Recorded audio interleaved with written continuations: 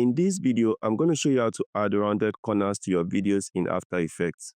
To begin, right-click on the video layer over here, scroll up and select Layer Styles, scroll down and select Stroke, come over here and select Stroke once more to reveal the stroke settings, change the position from outside to inside, increase the stroke size to your liking, and change the color of stroke from red to whatever you prefer. I'm going to select white and hit OK.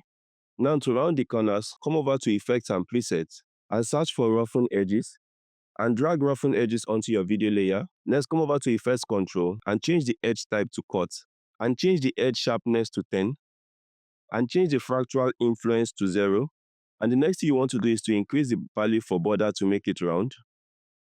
Lastly, come back here to your video layer and right-click and select Pre-Compose and name this whatever you like and check Move All Attributes in this composition and hit OK. Now you can select this video layer and hit S to reduce the scale and to add any other effects to this layer. And that's it guys on how to add rounded corners in After Effects.